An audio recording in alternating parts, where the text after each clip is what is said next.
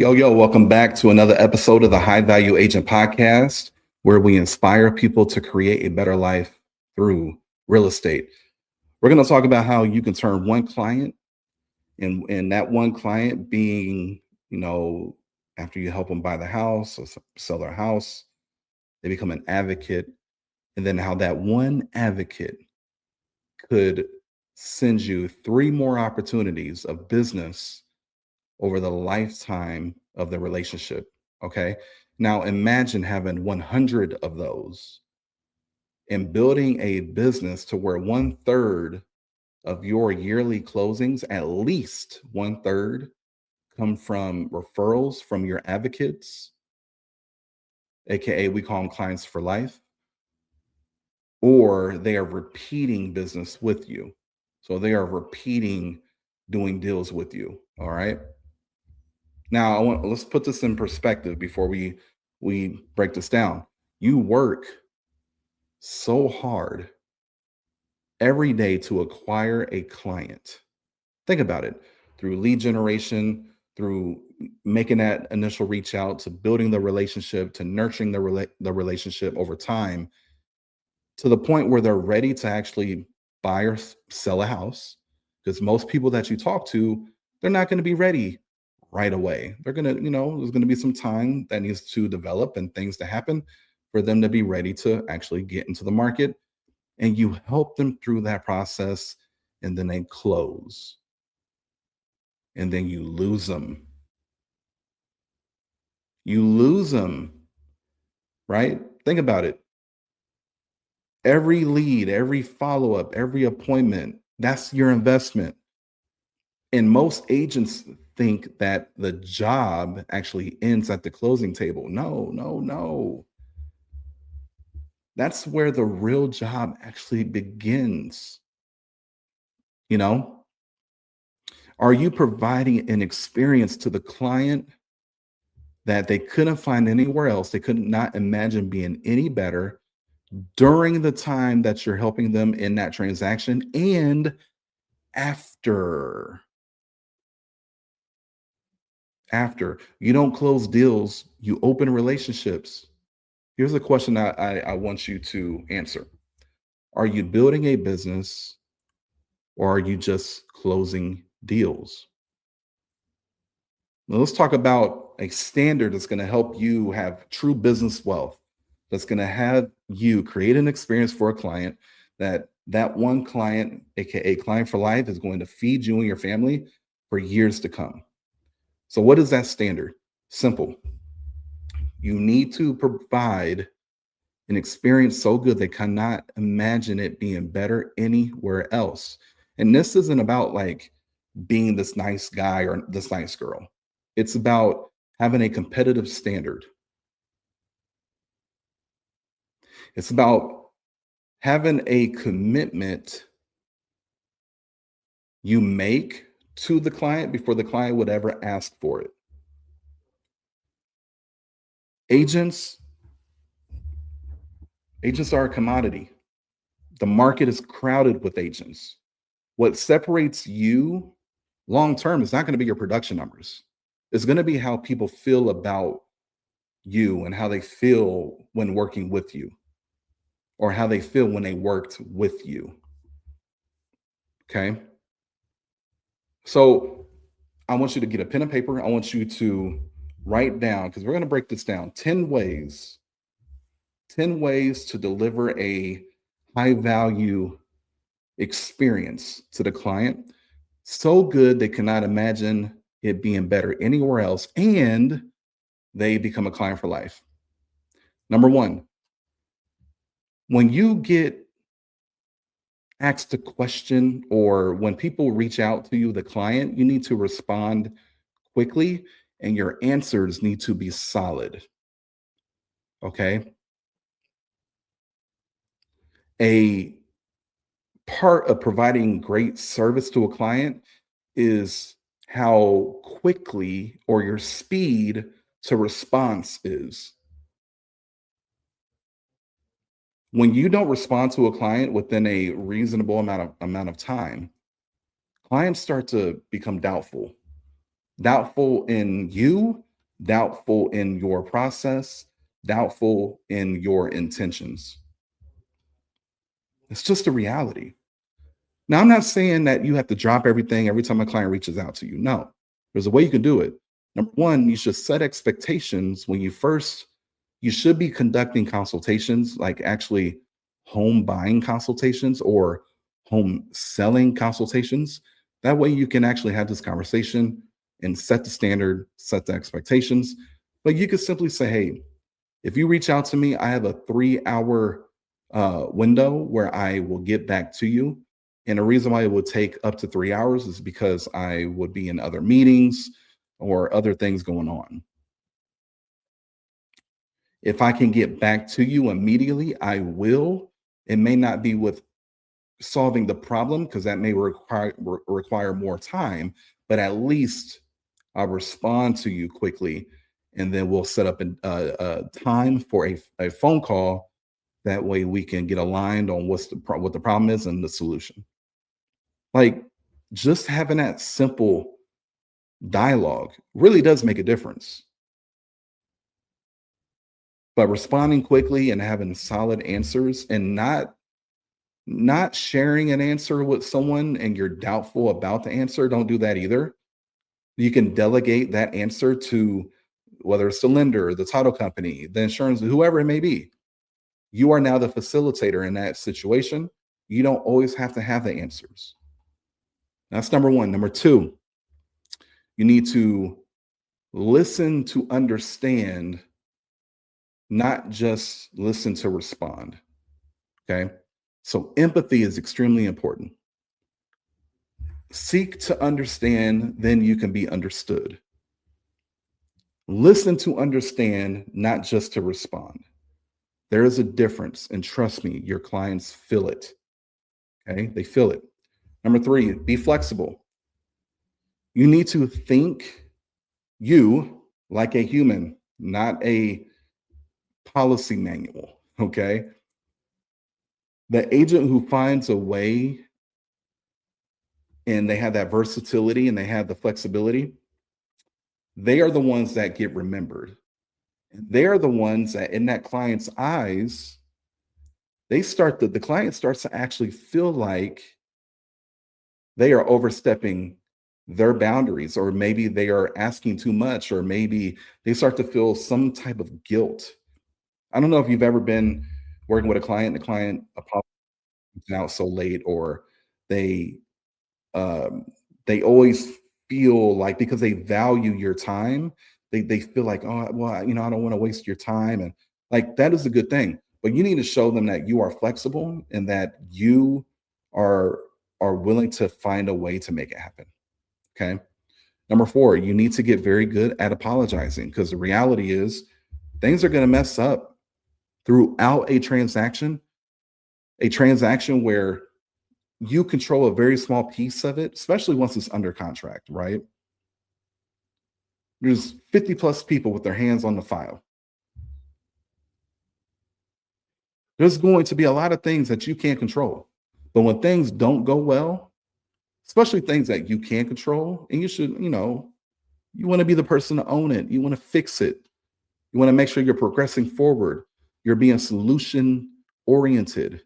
You're not being a victim, but you're being someone who is proactive. And when things are just, they get wacky and you need to make that apology, a genuine apology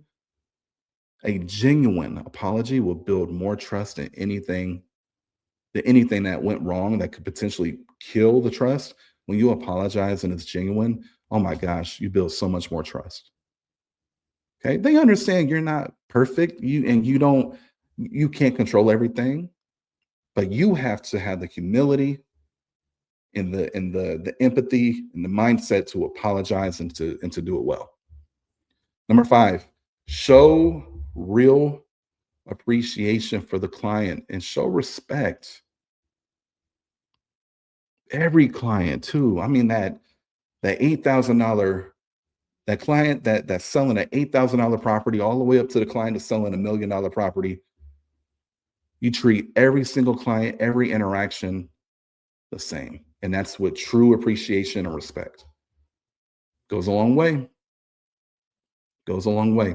Number 6, remember them. And when I say remember them, like know their story, understand their why, their situation, their people, like their family. You want to be very curious and very intentional in treating them like your favorite family member and not just a number. Because the reality is most clients, when working with an agent, they feel like they're just a number. They feel like they're just a commission check. Don't be that agent. Okay. We call this, having some type of client to agent business intimacy. Okay. What I mean by that is understanding them thoroughly.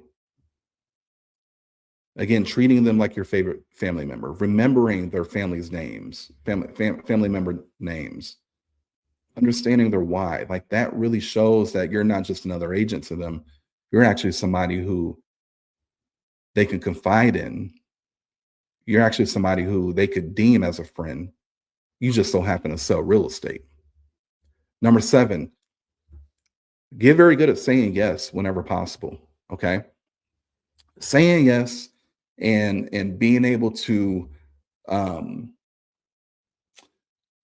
being able to stay in rapport, as much rapport, and keep building rapport, even when maybe the client said something that just isn't correct. So again, like say yes whenever possible. Be the type of agent who, man, you could find a way. You can find a way, and you're not always given reasons why something can't be done. Okay. Number 8, ask for feedback. This is so powerful. So powerful. Constantly ask for feedback. Hey, how am I delivering? We have a silver lining promise on our team that we present to the client in the initial meeting of establishing the relationship. We have them sign a promise that breaks down, here are the things you can expect from us. We are fully committed to providing an experience to you that you cannot find anywhere else, and blah blah blah. Like it's just a whole formal. It's a document. It's formal, broken down to help them understand that we are committed to their success, but also their experience, right? And we're constantly asking for feedback on the promise as we're, moving throughout the transaction. Different milestones of the transaction will prompt us to ask for feedback. Now, most agents are too proud or they're just too scared to do this. But if you want to get better and you want to show humility, like get very good at asking for feedback.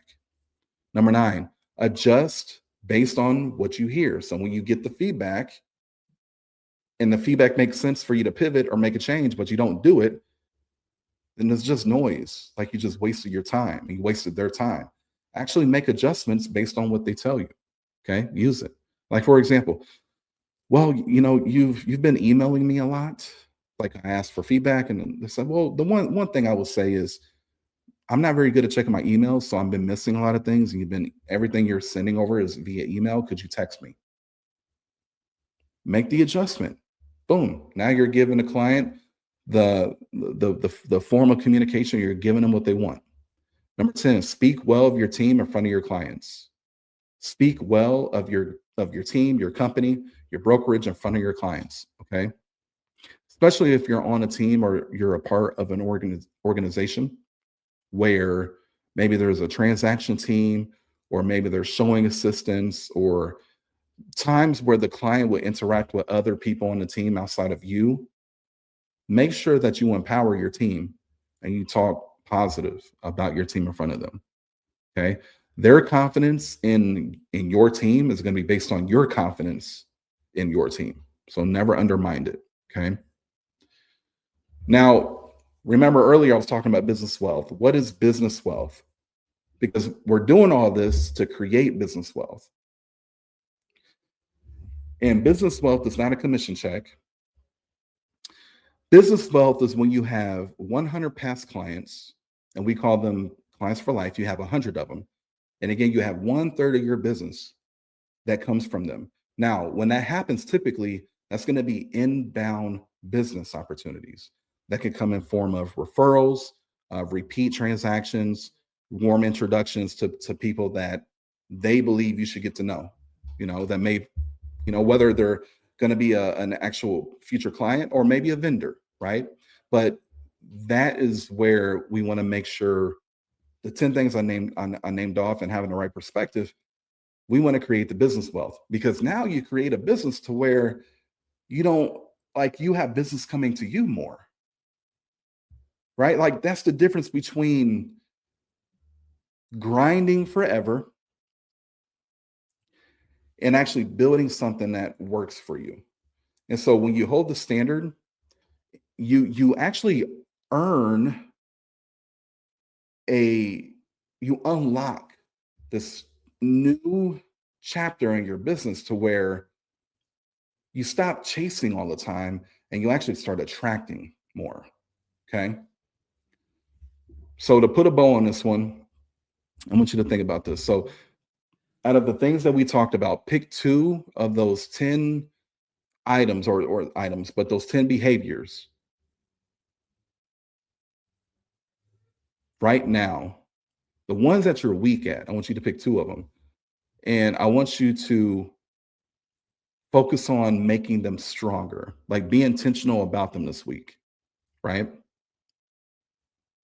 And just for this week. And then next week, do it again. You can do it again. But understand the how to create a client for life, or the client experience, the standard that I'm talking about. It's not a one-time effort. It's a daily decision. And you can actually create systems that are going to help you continuously create good experiences for the client. That's a whole nother podcast. All right. But the agents who actually retain clients and create clients for life, they're not lucky. They're just the most intentional. They're just the most intentional in making that stranger who became an advocate, who, I'm sorry, the stranger who became a client, who then becomes an advocate or a client for life. They're intentional in turning them into that by following what I'm talking about today. Okay. So I'm gonna put a bow on this one.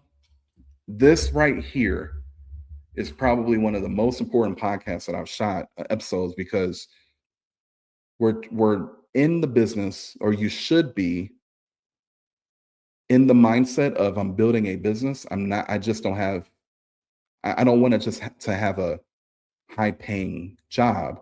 I want to actually create a business. And this is a great way to do it. So you know what to do. Like, comment, subscribe, leave us a review. As always, I'm here to support you. You guys be strong. See you on the next one. Peace.